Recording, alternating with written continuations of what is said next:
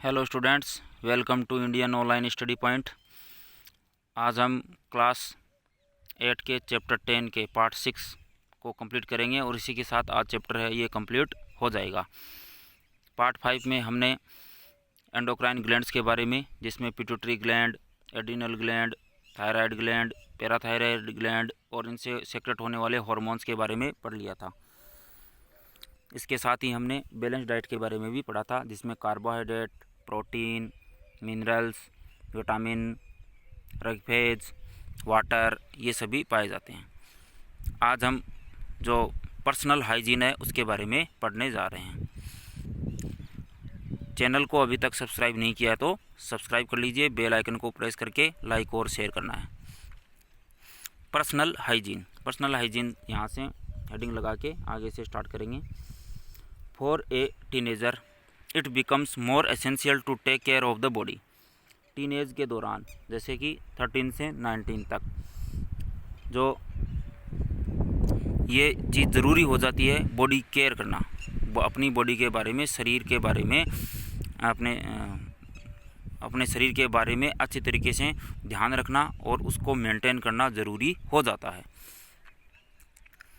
The body of adolescents becomes smelly due to the increased activity of sweat glands।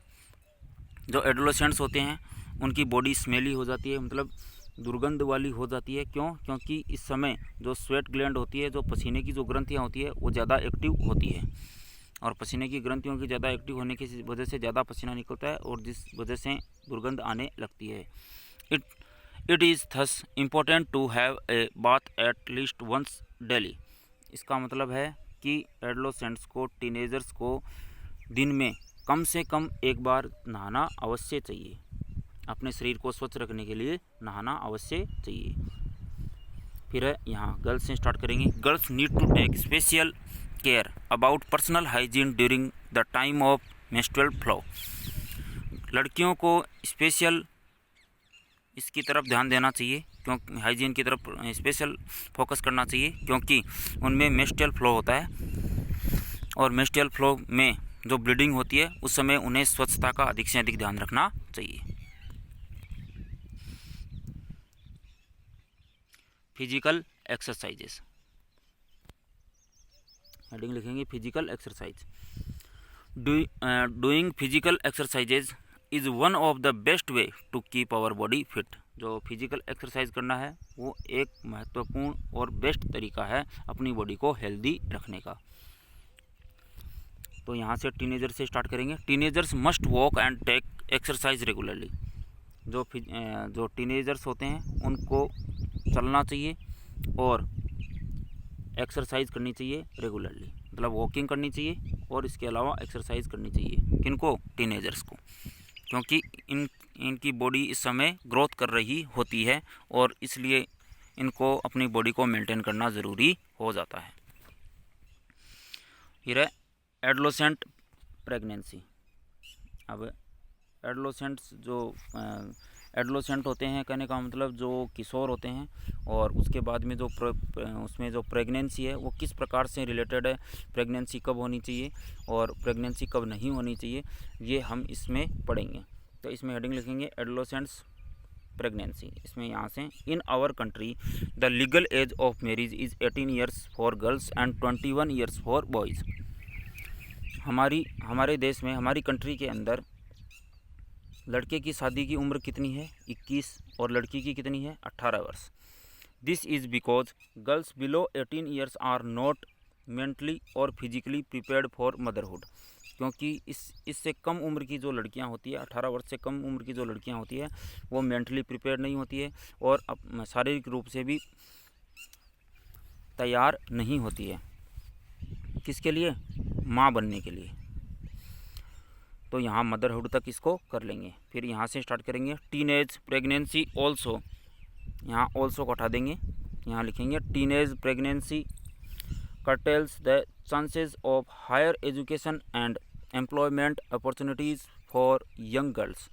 और इसकी वजह से अगर प्रेगनेंसी हो जाती है इस समय 18 वर्ष की कम उम्र में, तो जो लड़कियों के लिए जो हायर एजुकेशन है वो, और जो एम्प्लॉयमेंट मतलब नौकरी जो गवर्नमेंट जो जॉब्स हैं या फिर इसके अलावा जो प्राइवेट जॉब्स हैं उनमें अपॉर्चुनिटीज़ है वो कम हो जाती है, कर्टेल हो जाती है, मतलब उनकी संभावना बहुत कम हो जाती है। किसके लिए? लड़कियों के लिए। इसलिए जो प्रेगनेंसी है वो कब होनी चाहिए? 18 वर्ष की उम्र, मतलब 19 या जो 20 वर्ष की उम्र होती है उस समय प्रेगनेंसी होनी चाहिए। और विवाह की उम्र कितनी रखी गई है? लड़कियों के लिए 18 और लड़कों के लिए कितनी है? 21। 18 वर्ष से पहले जो लड़कियां होती है वो मदरहुड मतलब माँ बनने के लिए प्रिपेयर्ड नहीं होती है। फिर ऐसे no to drugs and alcohol, हमें ड्रग्स और एल्कोहल के लिए क्या नो करना है, मतलब मना करना है। ये ड्रग्स और एल्कोहल को कंज्यूम हमें नहीं करना चाहिए। स्पेशली किसको? जो टीनेजर्स होते हैं उनको ड्रग्स और एल्कोहल कंज्यूम नहीं करने चाहिए। तो इसमें कहाँ से स्टार्ट करेंगे?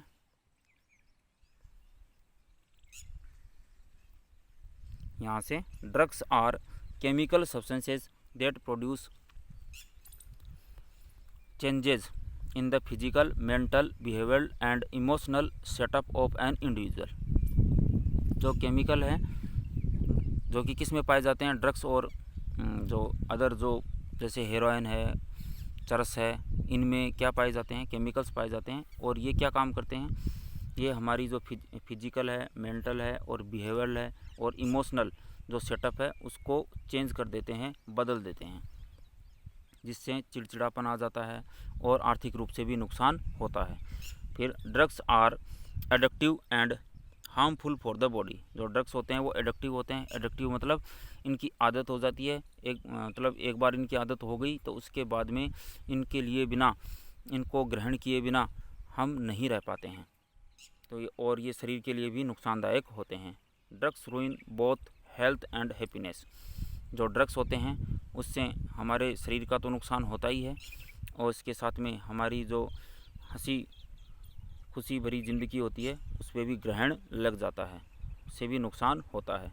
The use of drugs for purposes other than medicinal use is called drug abuse. अगर हम ड्रग्स को मेडिकल में के लिए काम में ना लेकर सीधे तौर पर उनको नशे के लिए काम में लेते हैं तो उसको क्या कहते हैं? ड्रग एब्यूज़ कहते हैं। Alcohol, nicotine, cocaine and marijuana are examples of drugs. जो एल्कोहल है, निकोटीन है, कोकीन है और मेरिजुना है, ये किसके एग्जाम्पल हैं? ड्रग्स के एग्जाम्पल हैं, जिनको अलग अलग तरीके से ग्रहण किया जाता है। इसलिए हमें किसकी तरफ ध्यान देना है? नो स्मोकिंग, नो एल्कोहल और नो ड्रग्स। ड्रग्स है वो इंजेक्शन के द्वारा भी लिए जाते हैं, ये ध्यान में रखना है हमें। कुछ लोग हैं वो इंजेक्शन के माध्यम से भी ड्रग्स है वो लेते हैं। हमें शराब नहीं पीनी चाहिए, हमें धूम्रपान मतलब सिगरेट, बीड़ी वगैरह नहीं पीनी चाहिए। देखिए ads acquired immunodeficiency syndrome is a disease caused by the HIV virus.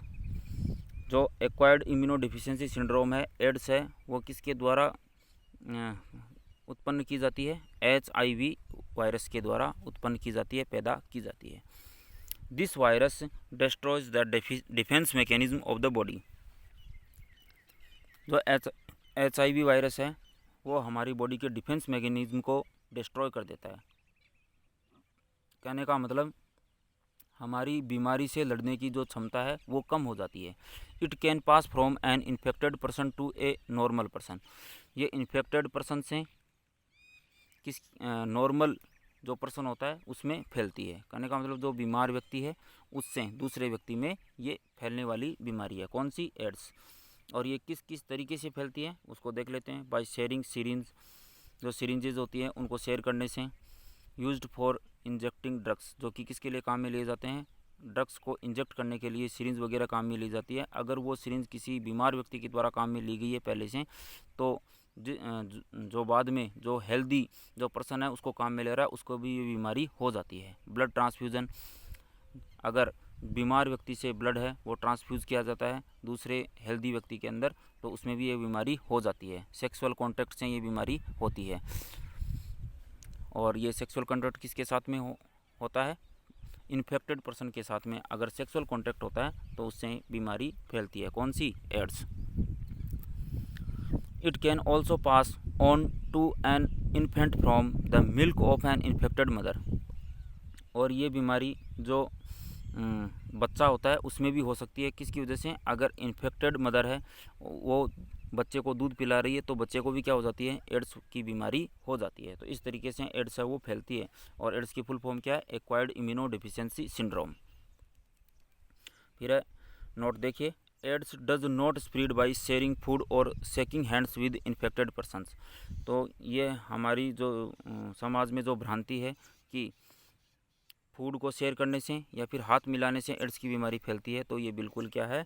गलत है। ये हमारी गलत सोच है। इस तरीके से एड्स है वो नहीं फैलती है। एड्स के फैलने के जो रीजंस हैं वो हमने समझ लिए हैं।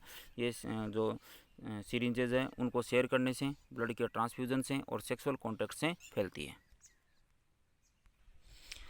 तो आज हमने इस चैप्टर को कंप्लीट कर लिया है, जिसमें हमने पर्सनल हाइजीन के बारे में पढ़ा है, जिसमें व्यक्ति को, एडोलेसेंट को या टीनेजर्स होते हैं, उसको कम से कम एक बार ज़रूर नहाना चाहिए, क्योंकि उनमें पसीने की जो ग्रंथियां हैं वो ज़्यादा काम करती है और पसीना ज़्यादा आने की वजह से दुर्गंध आती है शरीर में, इसलिए उनको एक बार ज़रूर नहा लेना चाहिए। लड़कियाँ हैं उनको पर्सनल हाइजीन का स्पेशल ध्यान रखना चाहिए, क्योंकि उनमें मेंस्ट्रुअल फ्लो होता है और मेंस्ट्रुअल फ्लो के दौरान जो ब्लीडिंग होती है उस दौरान अपने शरीर को सुरक्षित रखने के लिए किसकी ज़रूरत होती है? पर्सनल हाइजीन की ज़रूरत होती है। किनको? लड़कियों को फिजिकल एक्सरसाइज करनी चाहिए। जो टीनेजर्स हैं उनको वॉकिंग और एक्सरसाइज रेगुलरली करनी चाहिए।